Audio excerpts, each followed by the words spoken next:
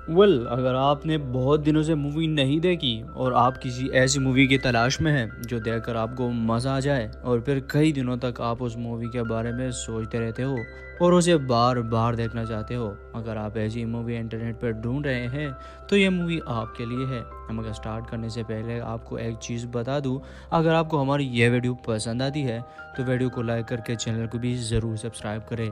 तो movie start होती है और हम एक स्पेसशिप को देखते हैं जो खला के अंदर 120 साल के सफ़र पर निकला हुआ है। इस स्पेसशिप का मिशन होता है कि वो इंसानों को एक ऐसे प्लेनेट पर पहुंचाए जहां इंसान जिंदा रह सकते हो, मगर इस सफ़र में अब पूरे 120 साल का टाइम लगने वाला था। इतने लंबे सफ़र के दौरान इंसानों की एज न बढ़े, इसलिए उन्हें स्लीपिंग चेम्बर्स में सुलाया गया था जो उनकी बॉडी को 120 साल तक वैसे ही रखेगी जैसे वो सफ़र के स्टार्ट में थे, और उनकी आंखें तब खुलेगी जब वो उसी दूसरे प्लेनेट पर पहुंच जाए। अब इस स्पेसशिप को रवाना हुए पूरे 30 साल का टाइम गुजर जाता है और शिप तेजी के साथ अपनी मंजिल की तरफ बढ़ रहा होता है कि तभी सामने से बहुत बड़ा पत्थर, जिसे हम एस्ट्रॉइड भी कहते हैं, शिप के साथ टकरा जाता है। मगर यह शिप बहुत ज़्यादा एडवांस होता है, इसलिए अपने आप को ज़्यादा नुकसान से बचा लेता है। असल में शिप के अंदर एक आर्टिफिशियल इंटेलिजेंट होता है जो अपने आप को फिर से रिपेयर करने लगता है और कुछ ही देर में खुद को रिस्टार्ट भी करता है। मगर टक्कर की वजह से एक पैसेंजर जिसका नाम जिम होता है, उसका स्लीपिंग चैम्बर खराब हो जाता है और वो पूरे 90 साल पहले जाग जाता है। जिम जैसे ही आंखें खोलता है तो उसे अपने सामने स्क्रीन पर लड़की दिखाई देती है जो उससे दूसरे ज़मीन पर पहुंचने पर वेलकम करती है। जिम बहुत होश होता है और यहाँ से निकलकर शिप को देखने लगता है। स्टार्ट में उसे बहुत चक्कर आ रहे होते हैं, लेकिन धीरे धीरे वो ठीक हो जाता है। वही जिम अपने कमरे में जाता है तो वही लड़की उसे बात कर रही होती है। वो जिम को बताती है यहाँ उसे 4 महीने ट्रेनिंग दी जाएगी, नए फ्रेंड्स मिलेंगे और बहुत सारा गाना भी।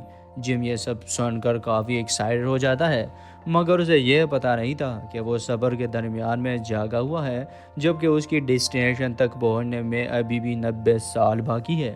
जिम अपने कमरे से बाहर निकलकर जहाज़ में घूमने लगता है और हर जगह उसे वही स्क्रीन वाली लड़की मिलती रहती है। एक जगह पर वो जिम से बात कर रही होती है, तब जिम नोट करता है कि ये लड़की आसपास देख रही है जैसे उसके सामने बहुत सारे लोग बैठे हो। जिम ये देखकर काफ़ी हैरान हो जाता है और बाकी लोगों को ढूंढने लगता है, लेकिन शिप में उसके अलावा कोई भी नहीं मिलता।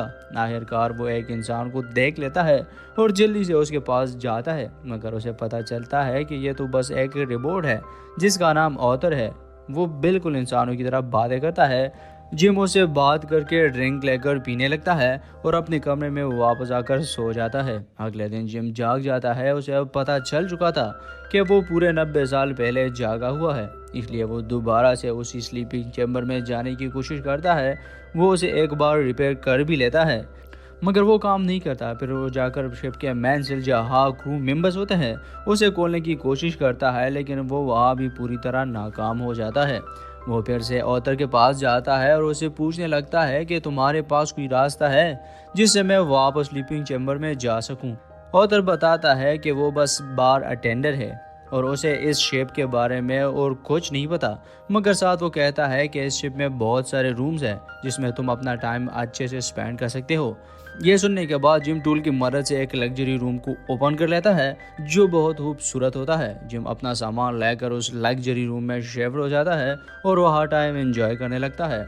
अब धीरे धीरे वक्त गुजरने लगता है और जिम को अब यहाँ भी मज़ा नहीं आता, इसलिए वो सुसाइड करने का फैसला करता है, मगर वो अपने आप को मार नहीं पाता। इस बीच उसकी नज़र एक लड़की अरोरा पर जाती है जो अपने चैम्बर में सो रही थी। जिम उसे देखकर देखता ही रह जाता है और डेटाबेस से उसकी वीडियोस निकालकर देखने लगता है। उसे वो काफ़ी पसंद आ गई थी। अब वो हर वक्त उसकी वीडियोस देखने लगता है और इसी बीच उसे अरोरा से प्यार हो जाता है। दिन रात गुजरते गए और जिम अकेलेपन से अब काफ़ी तंग आ चुका था, इसलिए वो अरोरा को जगाने का फैसला करता है, मगर वो हिम्मत नहीं कर पा रहा था। इस सब में अब 8 महीने गुजर जाते हैं। आखिरकार वो अपना होलिया ठीक करता है और अरोरा के चैम्बर के पास जाकर उसे शॉर्ट सर्किट कर देता है, जिससे अरोरा का चैम्बर खराब हो जाता है और वो उठ जाती है। मगर उसके उठ जाने से पहले जिम जल्दी से वहां से भाग जाता है। वही अरोरा शिप में हर तरफ दूसरे लोगों को ढूंढने लगती है तो उसे जिम दिखाई देता है। जिम उसे यकीन दिलाता है कि वो भी इसी की तरह 1 साल पहले चैम्बर खराब होने की वजह से उठा है। जिम बताता है कि पिछले 1 साल से उसने हर तरह की कोशिश की है चैम्बर में वापस जाने का, लेकिन वो कामयाब नहीं हुआ। यह सुनकर अरोरा काफी परेशान हो जाती है। अगली सुबह ये दोनों ब्रेकफास्ट करने के लिए कैंटीन में बैठे होते हैं। अरोरा देखती है जिम का ब्रेकफास्ट अच्छा नहीं, क्योंकि वो 3rd क्लास से है, जबकि अरोरा 1st क्लास से थी, इसलिए उसका ब्रेकफास्ट काफ़ी अच्छा होता है। वो देखती है जिम पूरे 1 साल से यहाँ से यही खाना खा रहा है, इसलिए वो अपना ब्रेकफास्ट उससे शेयर करती है और साथ में बताती है कि उन्हें चैम्बर में वापस जाने के लिए कुछ करना होगा। मगर जिम बताता है उसने हर मुमकिन कोशिश की है, लेकिन कुछ फ़ायदा नहीं। अगले सुबह हम देखते हैं अरोरा ने भी इस ज़िंदगी को एक्सेप्ट कर लिया है। वो अपने आप को इस शेप में एडजस्ट करने की कोशिश करती है।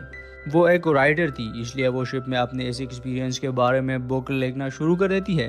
वक्त के साथ साथ अरोरा और जिम की दोस्ती हो जाती है। वो लोग साथ में बहुत टाइम स्पेंड करते हैं, इसलिए उन्हें एक दूसरे से प्यार हो जाता है। जिम अरोरा को डैड पर ले जाता है और दोनों साथ में अच्छा टाइम स्पेंड करने लगते हैं। जिम उसे स्पेस सूट पहनाकर शिप के बाहर ले जाता है और खूब एंजॉय करने लगते हैं। अगले सीन में दोनों अरोरा के बर्थडे को सेलिब्रेट करने के लिए बार में ड्रिंक कर रहे थे और जिम के जाने पर ऑथर उसे गलती से बता देता है कि आज से 1 साल पहले जिम तुमसे मिलने के लिए बहुत बेताब था। ऑथर उसे सब कुछ बता देता है कि कैसे जिम ने उसके चैम्बर को ख़राब करके उसे जगाया है। यह सब सुनकर वो काफ़ी उदास हो जाती है और रोने लगती है। इसी के साथ वहाँ जिम भी आ जाता है और ये बातें सुन लेता है। अरोरा उसे देखकर पूछती है कि उसने ऐसा क्यों किया। वो जिम पर काफ़ी गुस्सा थी। वो जिम से बात करना छोड़ लेती है।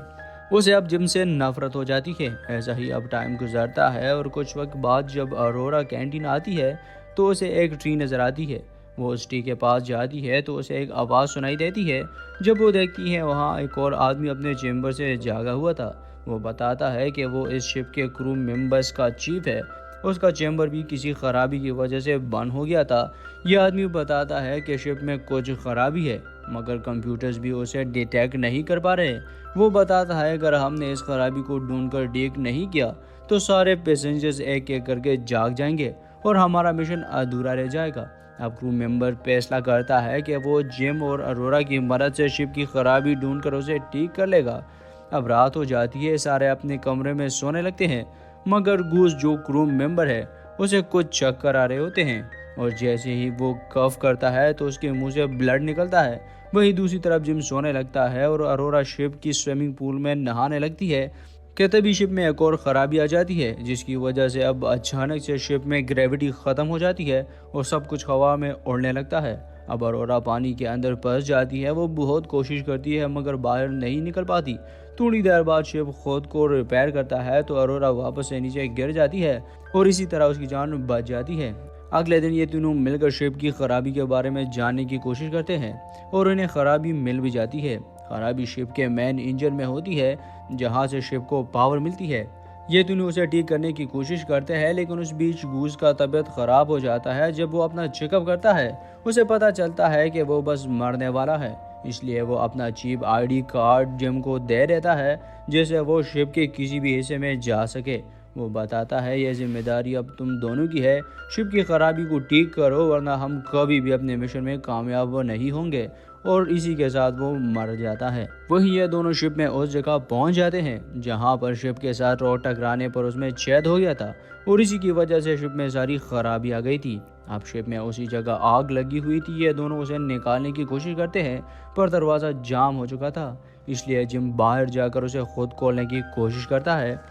क्योंकि इस काम में काफ़ी खतरा था तो अरोरा उसे बताती है कि तुम जल्दी से वापस अंदर आ जाओ, क्योंकि अगर तुम्हें कुछ हो गया तो मैं अकेले शिप में क्या करूंगी। इसके बाद वो बाहर जाकर दरवाज़ा हाथ से पकड़ता है, मगर प्रेशर ज़्यादा होने की वजह से उसके सूट का वायर टूट जाता है और साथ में उसके सूट में छेद भी हो जाता है और इसी के साथ वो स्पेस में चला जाता है, जिससे ऑक्सीजन बाहर निकलने लगती है, इसलिए वो बेहोश हो जाता है। वही अरोरा को अब कुछ समझ नहीं आ रहा था। वो एक स्पेस सूट पहनती है और बाहर जाकर जिम को वापस शिप में ले आती है। वो जिम को एक चैम्बर में डालती है जिससे वो ठीक हो जाता है।